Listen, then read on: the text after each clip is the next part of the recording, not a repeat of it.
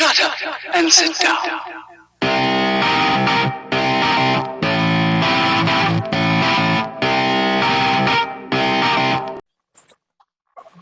Assalamualaikum Assalamualaikum warahmatullahi wabarakatuh. Selamat Salam. kembali di opini kami. Kami Kali ini kita mau Samir Handanovic. Samir Handanovic.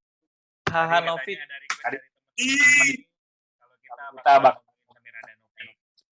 Tapi sebelum sebelum kita bahas Samir Handanovic, mungkin dari Ici Bandung ada yang mau sampaikan pembuatan merchandise baju. Bang Abdi. Ya, Bapak. Ici Bandung katanya mau bikin baju. Bukan jaket. Oh jaket. iya, Hoodie. Keren tuh. Jadi hoodie-nya buat keren. teman-teman yang nonton ya, Kalau ada yang ketemu Ici Bandung ataupun Interdisti Indonesia, Ici Bandung lagi ada buka PO hoodie Ici Bandung. Deadline-nya tanggal 28 Februari 2000. Kepoin aja di Instagram Ici_Bandung. Ici Bandung lah ya. Kepoin aja di sana. Harganya berapa tuh?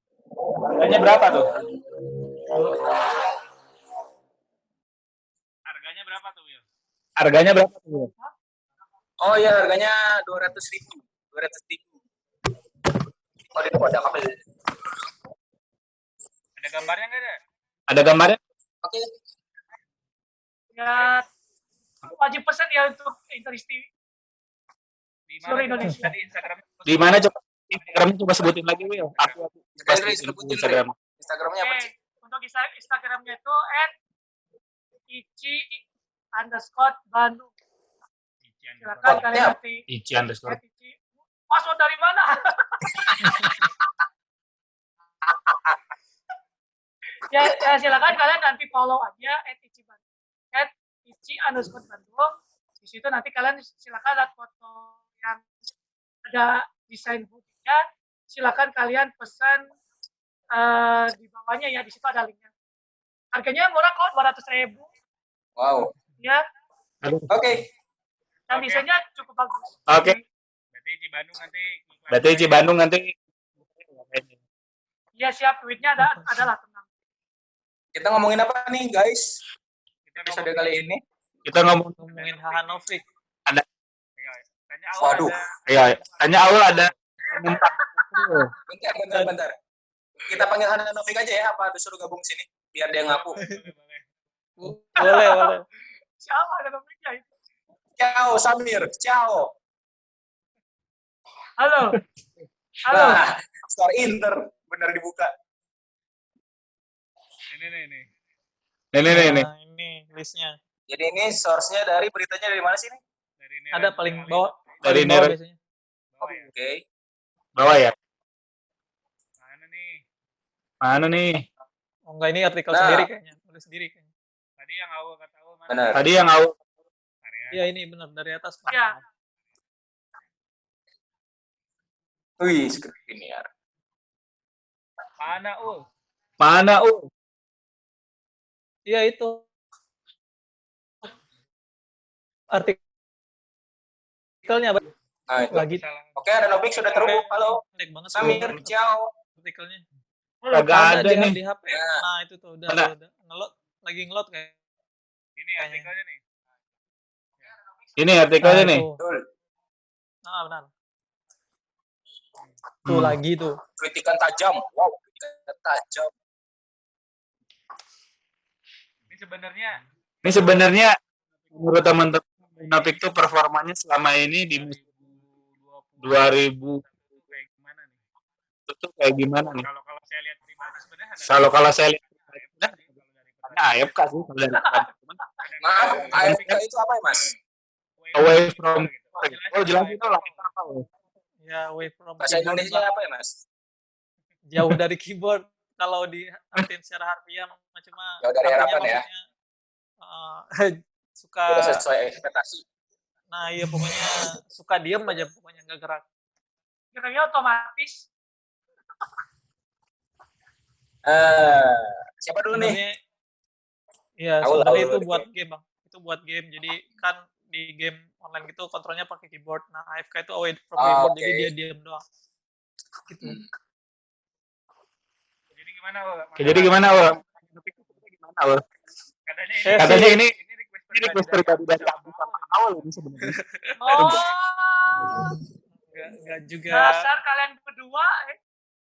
Apa? Handanovic Dasar kalian gitu-gitu jelek loh, Bang. Mainnya. kapten, coy. Kapten. Kapten, ya. Gitu-gitu kapten maksudnya. Coba apa yang sebenarnya diungkapin dari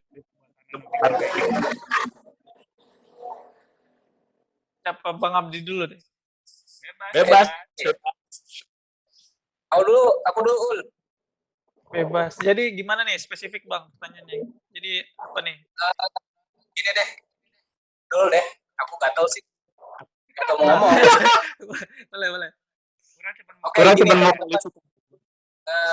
Teman-teman boleh setuju atau enggak? Menurut saya sih Handanovic ini udah masuk era menurunnya ya. Karir seorang pemain bola. Ya indikatornya penjaga gawang gitu. Dengan mudah kebobolan gitu ya. Dengan rasionya kan kemarin ada beberapa berita 1:3 ya. Rasio kebobolannya gitu. Ya, rasio yang cukup riskan lah ya untuk gawang tim besar Inter gitu.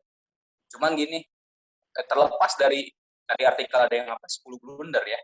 Kita harus berkaca Handanovic ini sebenarnya berada di Mister Inter dari mulai zaman Inter era ke-8 gitu. Teman-teman coba bayangin Handanovic gitu ya, Kampak Naro gitu. Ya mungkin Handanovic masih ngerasain zamannya Samuel, Stifu. Cuman ya setelah itu ya masuk era-era ya banter era lah, era ke-8 lah, era hitam lah. Dan itu pun Handanovic cukup melakukan banyak save gitu. Dan saya pribadi ya berpikir kalau selain Handanovic mungkin Inter di posisinya bisa lebih bawah di zaman-zaman tersebut ya. Cuman memang 2 musim terakhir ini terutama mungkin ya menurut saya pribadi setelah dapat ban kapten. Setelah dapat ban kapten itu kan di tengah musim Februari 18-19 ya, Februari atau Maret gitu ya. Di 18-19 dari sana mulai performanya buyar gitu. Ya entah apa yang terjadi, ya mungkin umur nggak bisa dilawan ya. Gitu. Walaupun ada teori beberapa yang menyebutkan kiper itu makin tua makin jadi. Gitu. Tapi Handanovic ini kayaknya ya ke zaman kejayaannya udah habis. Gitu. Tinggal pialanya aja yang belum datang ke Handanovic ini. 720 mah udah. Gitu. Benar ya? 720 laga. Dan maksud itu Handanovic juga secara hitungan save penalti itu kan rekornya sama pada lewat Pagliuca ya. Udah lebih. Udah melewati rekornya Pagliuca kan di liga ya.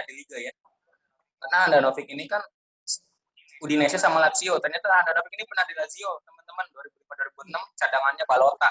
Kiper ketiga sih. Setelah itu ke Udinese. Balota masih hidup nggak? Apa? Balota masih hidup. Masih. Soalnya kalau nggak salah waktu udah Balota tuh udah 40 tahun nih kalau nggak salah. Oh iya, betul. Dan ya mungkin kita balik lagi tentang Handa ini ya udah mulai masuk masa-masa ininya lah, masa-masa jenuh. Mungkin saya berpikir Handanovic ini kayak zamannya Giulione ke Cesar, transisi dari Toldo ke Giulione. Giulione ke Cesar. Dari Toldo ke Giulio Cesar, ya kan? Di mana musim 2005-2006 apa 2006-2007 ya, yang Toldonya jadi cadangan, Cesarnya yang naik. Kan Toldonya jadi cadangan tuh sampai nganterin treble. Ya walaupun itu juga Toldo juga kan pahlawan treble gitu. Begitu juga dengan Orlandoni. Ya jadi mungkin solusinya ya memang Handanovic ini menurut saya pribadi sudah apa ya? Masa kejayaannya udah habis gitu. Ya refleksnya juga sudah jauh berkurang gitu. Walaupun dikasih bola jauh juga udah gitu. Ya udah saatnya Inter coba kiper yang ada atau nanti ya di Juni beli baru. Tapi mungkin Handanovic tidak langsung dibuang, digeser ke kiper kedua menurut saya ya. Oke. Kayak gitu. Kalau ngomongin itu Inter bukan tim yang kekurangan gawang. Mulai dari kita kalau ke Jawa lagi itu dari mulai Ronaldo ke Julio Cesar ke Handanovic itu cadangan itu kan hebat kalau teman-teman masih di langsung apa sih namanya itu digadang penerus Handanovic semua yang buat ganti Handanovic itu berarti tahu Raja juga cadang di masa peminjamannya. Nah, sekarang kalau melihat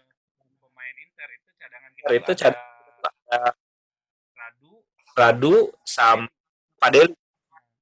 Nah, kira-kira di antara dua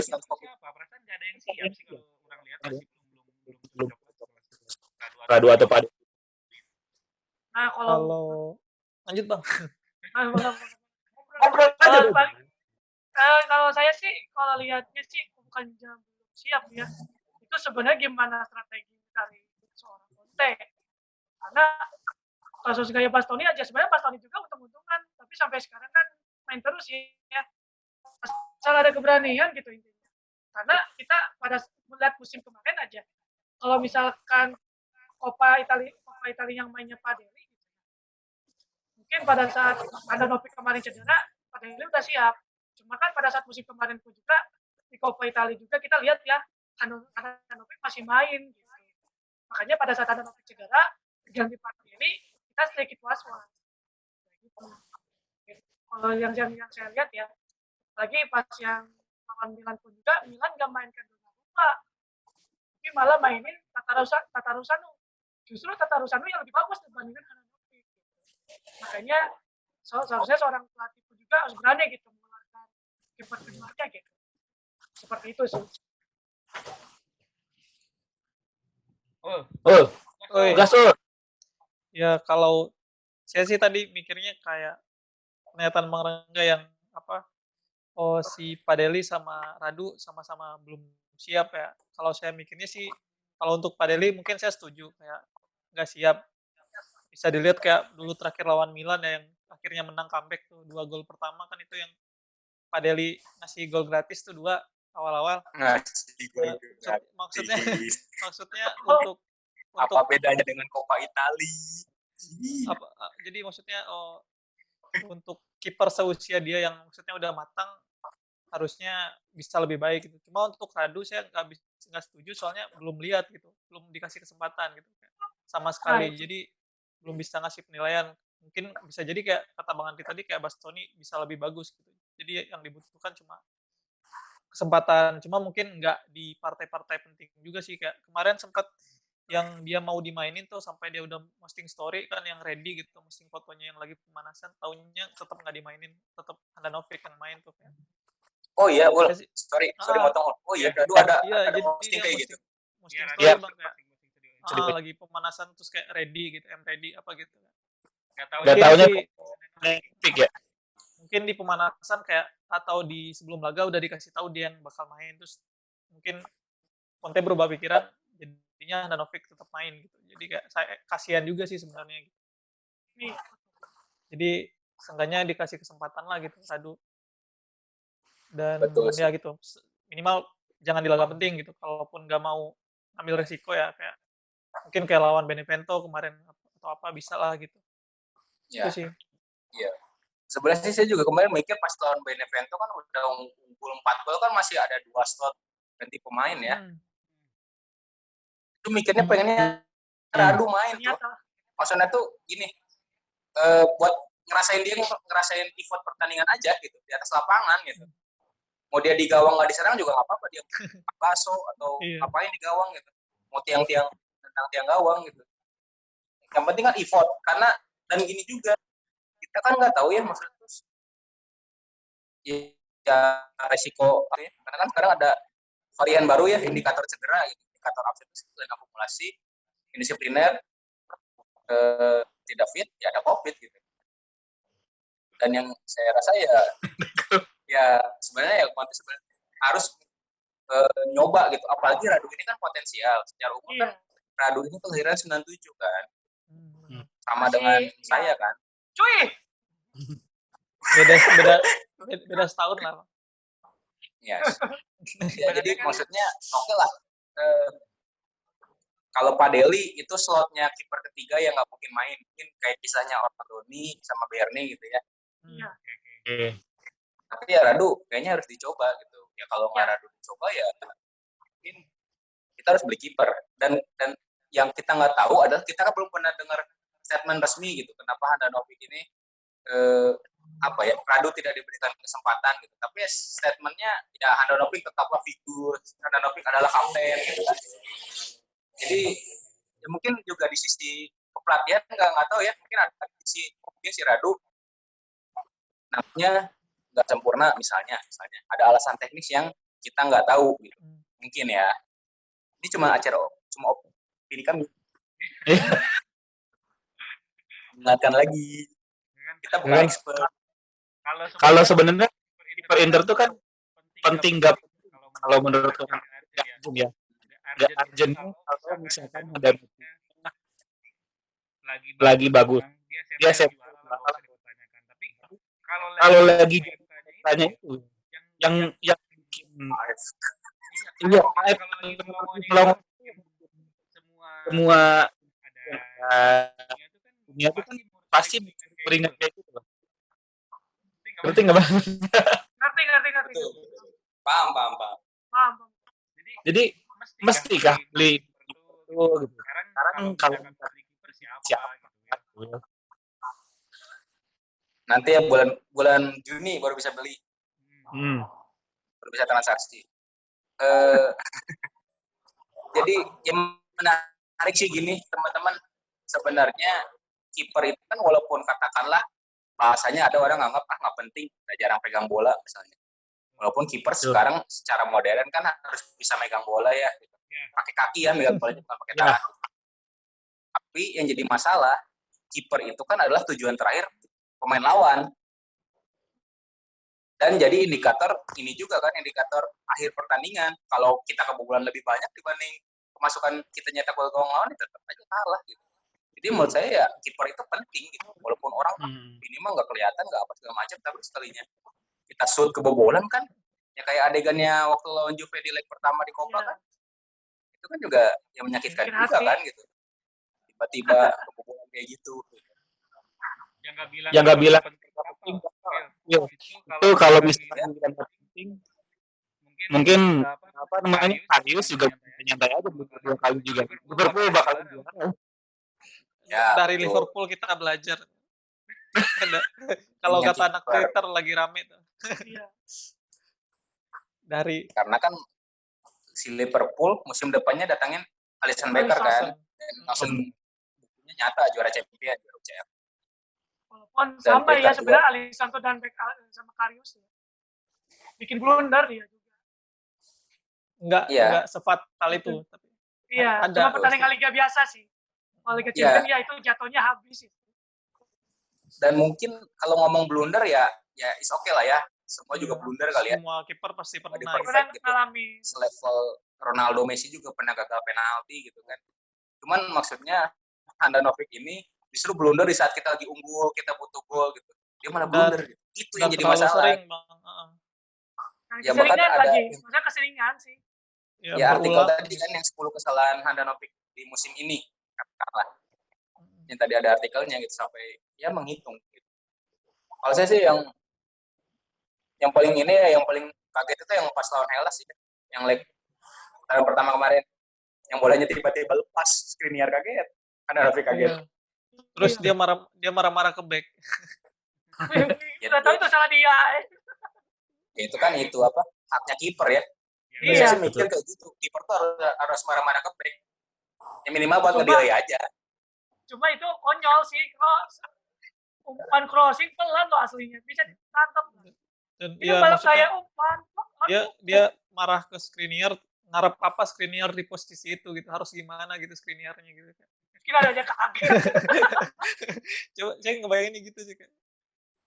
Enggak cuman yang kenapa dia tuh Loncat tuh Ya, mau gimana lagi? nggak Faktor loncat. U sih. Faktor U Nggak. ya. Nah, iya benar. Mau dia kegolan nyuksur kayak gitu nggak apa-apa, loncat lah setidaknya gitu. Ini kenapa cuma dilihat doang? Why gitu? Seenggaknya ada usaha lah, Bang. Ya itu sih. Kalau saya Jadi sih mungkin analisisnya Handanovic ini kan udah tua, ditambah kan bodinya kan tinggi gitu ya. Kecenderungan di era 2010 ke bawah kan ya kiper tinggi kan kalau dikasih bola ke bawah ya susah. Ada kecenderungan seperti itu gitu. Ya salah satunya juga yang kita pernah kita alami kan Toldo ya. Di era 2005-an kan kita juga lumayan banyak tuh. Dan golnya kayak gitu. Ya mungkin juga ya balik lagi gitu. Handanovic udah masuk waktunya untuk pensiun, untuk jadi kiper pelapis gitu. Harus udah ngambil lisensi kayaknya Handanovic bisa jadi pelatih kiper. Mungkin gitu ya. Ya tapi ya balik lagi sih gitu.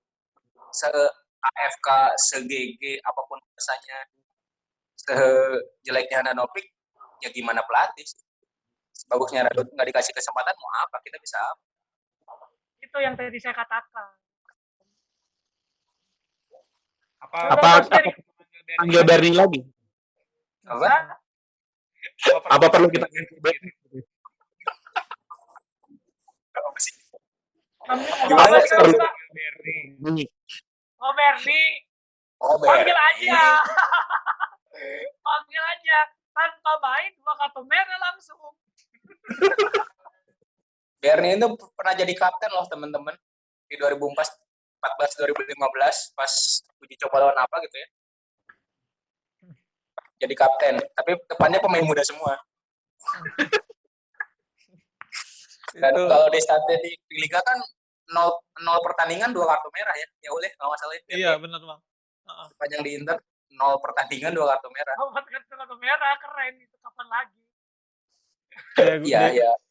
Diego ya Costa ketemu dia kayak sungkem gitu ya. itu, Bang. Bener. Salim Diego Costa sama dia.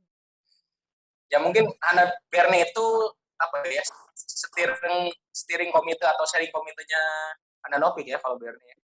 Lihat deh di IG-nya Handanovic masih ada foto Bernie yang kayak anak pang coy. Yang kayak rambutnya gitu. Coba lihat deh di IG-nya Handanovic. Yang pakai rumput. Iya benar. Ya benar yang gitu. Philip Lam aja juru kartu merah. Bernie juga jarang main, itu gimana ceritanya? Itu kan itu Pak, mengumpat. Ngomongin wasit. Kebacotan gitu masih kurang banget. Ya jadi Kita ngomongin ya jangan kan begini lah. Coba kita hitung Conte udah berapa kartu merah. Dia kan nggak main, Conte nggak main loh. Iya, udah benar. berapa kartu merah? Kayaknya musim lalu juga pernah kartu merah ya oleh.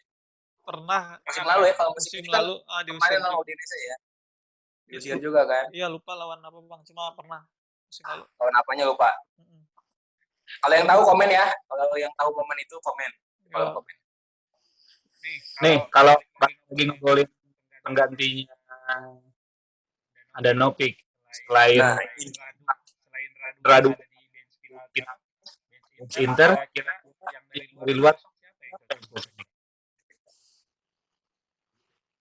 Bang Abdi dulu. Kayaknya kita sama nih. Oke. Kalau saya sih pengen langsung beli 2 pengen langsung beli 2 sekalian. Maksudnya tuh gini, apa ya? Kalau saya sih kepikirannya Inter ini harus seimbang sih kipernya. Selama ini kan yang menurut saya seimbang itu adalah ketika Giulione ke Toldo. Itu masih imbang gitu. Setelah itu kan kita punya kiper itu Giulione, kiper keduanya. Ya kan, setelah itu Handa Castellazzi, muncul Handa Carito. Handa Carrizo, habis itu Handa Padelli ya. Iya. Padelli langsung Padelli ya. Saya sih mikir dua nama kalau bisa dua-duanya bawa lah ke Inter sekalian. Jadi mainnya rotasi, satu Juan Musso. Kan Juan Musso. Ya, yang keduanya Krakno. Krakno. Yang keduanya Krakno. Bawa dua-duanya. Kiper Napoli itu siapa? Meret. Alex Meret. Alex Meret. Meret boleh. Boleh. Silvestri juga boleh tuh, Hellas. Alex Meret boleh sih. Cuma kalau pasti kita berpikir milihnya Musso sama Krakno. Apalagi Krakno juga udah kelihatan ya pas lawan Inter. Refleksnya lebih bagus gitu, walaupun dia kecil. Ini ngomong misalkan kita ada budget ya. Iya itu. Kalau saya pribadi kalau ada budget, Oblak ya? Anda Oblak ya?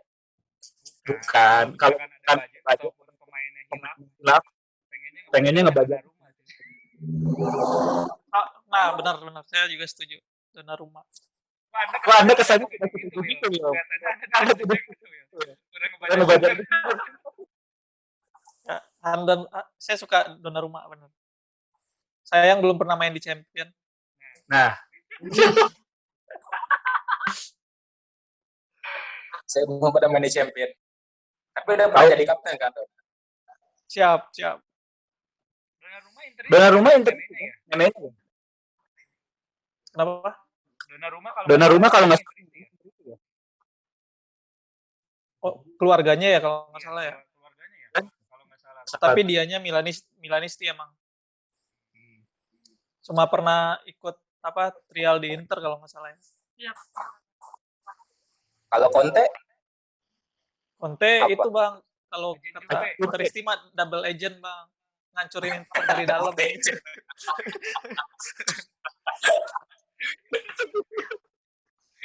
Gangke. Aduh, agen dicarikan di Aduh, Kusuma. double agen. Agen itu Bang. Carikan deh. Kenapa bisa muncul statement double agent itu kayak gimana sebenarnya? Tanyakan saja pada Abdi aja. Jadi muncul istilah seperti itu tuh kan biasanya ada kaitannya ya gitu. Misalnya ya kayak Handanovic mainnya jelek berarti nguntungin Juventus, berarti itu agennya Juventus. Ya kayak gitulah pengandai-andaian gitu. Pirlo kemarin kalah dari Inter waktu di Liga putaran pertama, agen Inter. Ya biasalah bahasa. Kalau agen Sunlight siapa ya? Krista Mukti ya? Kalau Christian Sugiono? Raffi Ahmad. Benar. Balik lagi. Kalau agen Daya Fadlizon Bang. Nah, ini rame.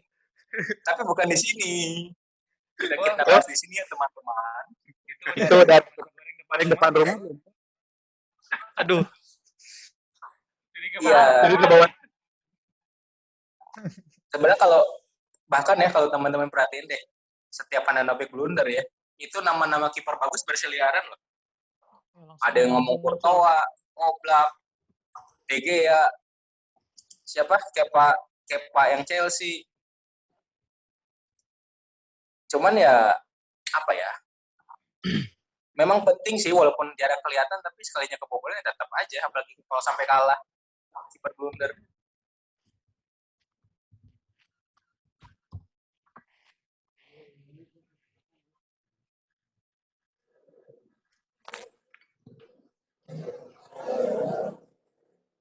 Anderwan. Oke. Terakhir. Ada yang mau tambahin nggak? Abdi. Terakhir. Pendek-pendek Sedikit lagi nih.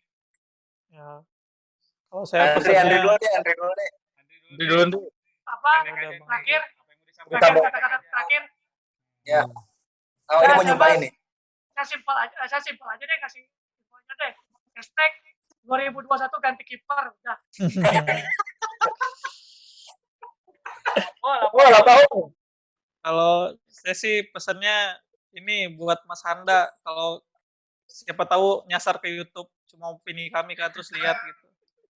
Ya kalau bisa lain kali ya loncat lah gitu, minimal usaha. Kebobolan juga nggak apa-apa, nggak akan dimarahin gitu, nggak akan disalahin. Nggak akan dimarahin. Tapi kalau diam baru tuh sedih tuh liatnya. Usaha lah gitu. Makasih Mas Semenit. Handa. Mas Handa makasih. Oke. Kalau buat Mas Handa, tolong IG-nya aktif lagi dong. Coba baca komen-komen ya, Mas Handa. Anda sudah tidak aktif udah dari tahun lalu ya. tolong.